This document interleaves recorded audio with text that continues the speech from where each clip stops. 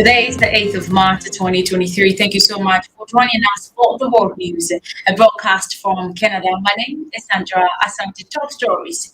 UNHCR assessed 100,000 newly arrived Somali refugees in Ethiopia. Also, Puntland's military court executed 13 men from the Al-Shabaab and Daesh groups.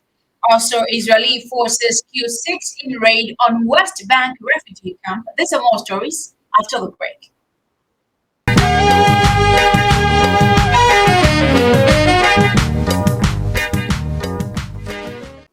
Thank you so much for staying with us. This is the World News. To our first story, thousands of workers walked off the job on Wednesday to protest over Greece's deadliest train disaster that killed 57 people, with mass demonstrations expected to culminate outside Parliament in Athens at midday.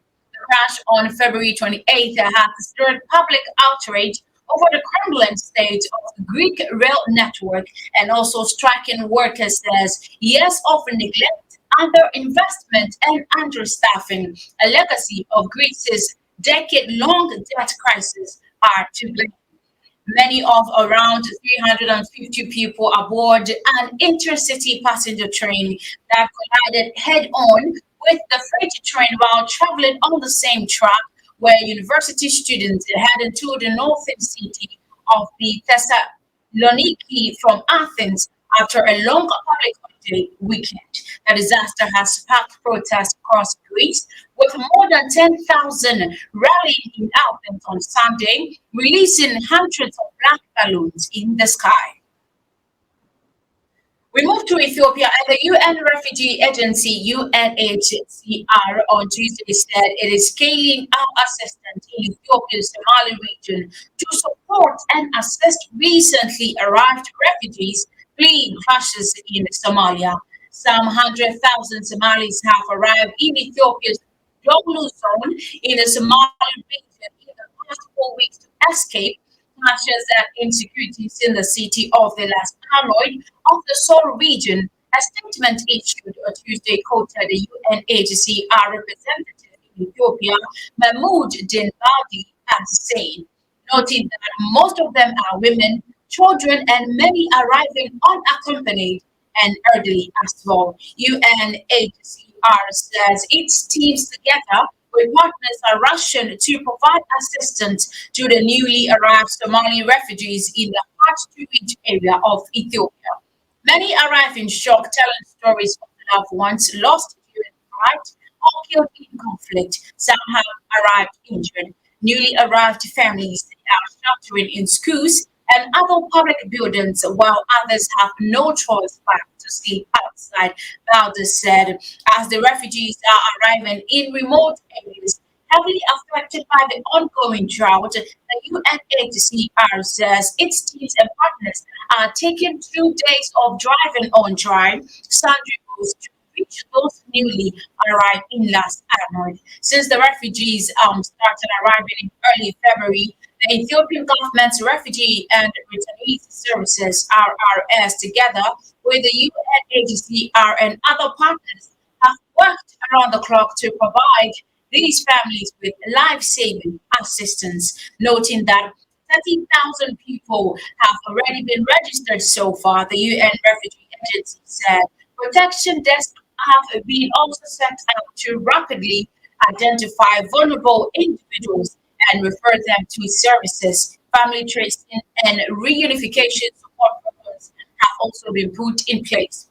Critical relief items such as sleeping mats, blankets, mosquito nets, kitchen set, and high-energy biscuits, are provided as well. While food distribution is expected to take place soon, the provision of water and shelter remain key challenges. The UNHCR said Ethiopia, a long-standing refugee host country, is facing worsening humanitarian situation with conflict and drought triggering large-scale internal displacement over the past years. It, however, said despite the increase in the needs, the UNHCR's operation in Ethiopia was among the least funded last year.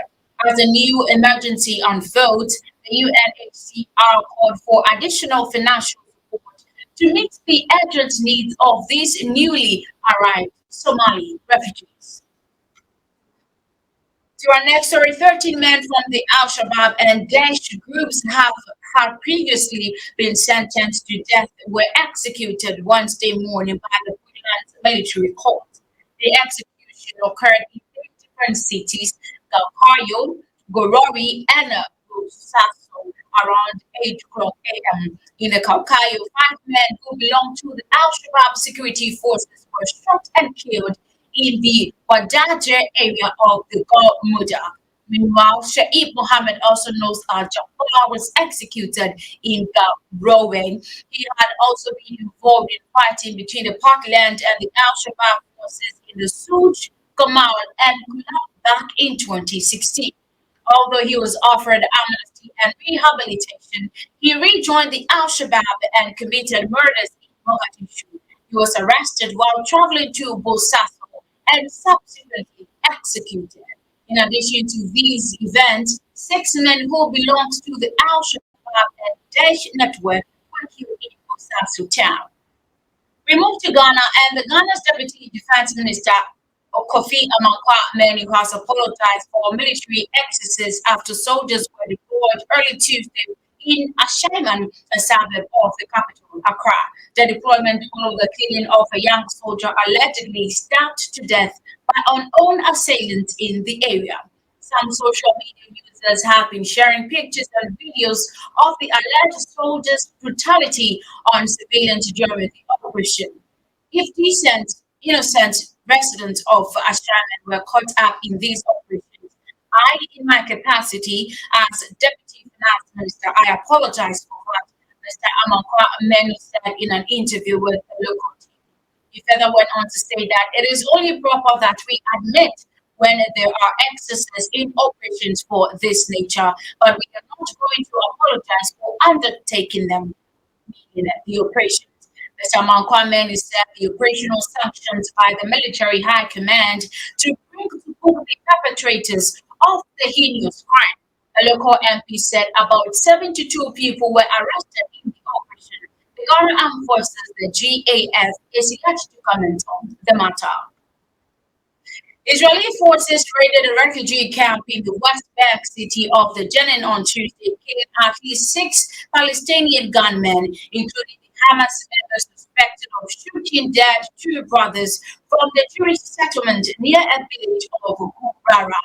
Early on Wednesday, a rocket launch was identified from the Gaza Strip towards Israel, triggering alarms and sending Israelis run into bomb shelters. Though the rockets appear to have landed side of Gaza and not in Israeli territory, the Israeli military said. Earlier, witnesses said fighting broke out after residents of the refugee camp saw Israeli soldiers getting out of a furniture truck near a house on a hill overlooking the center of the Australian camp, and fighters immediately opened fire. In the ensuing gun battle, Israeli forces surrounded the house where the suspected gunman barricaded himself with other fighters and used shoulder fire missiles against the building, the military said in a statement. The Palestinian Health Ministry said 6 Palestinians were killed and at least 16 were wounded. 1 member of the Israeli police force was wounded and 3 likely hurt as well. The military identified 1 gunman as Abdul Fattah Karusha, a member of the Islamist group Hamas, who is said to shot 2 Israelis who were sat in their car at the checkpoint near the Palestinian village of the in the occupied West Bank on February 26th. It said that his two sons had been arrested in a raid at the same time on the city of Nablus, another center of the militant activity.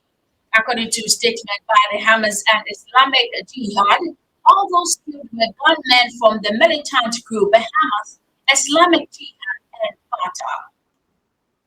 We move to Mozambique, and Cyclone Freddy is expected to make landfall again in Mozambique later this week after it struck Madagascar for the second time on Monday. Madagascar's government says 8 people were killed and more than 1,000 homes were destroyed. The storm first wreaked the havoc in southeastern Africa in the late February, killing 21 people and displacing thousands in both countries. Meteorologists says it is rare for a storm to make such a loop. The tropical cyclone is on track to become the longest lasting storm on record, and it continues to gain strength. The storm has already broken records for the strength. It has accumulated 8,000 kilometers, that is 5,000 miles, and it traveled across the Indian Ocean. Its longevity and strength have drawn the interest of weather experts globally. The cyclone developed off the North Australian coast in early February and traveled thousands of kilometers across the southern Indian Ocean, affecting Mauritius and the Reunion before making landfall in Madagascar 2 weeks later, and then Mozambique. Experts says that it is very hard for such a storm to take place.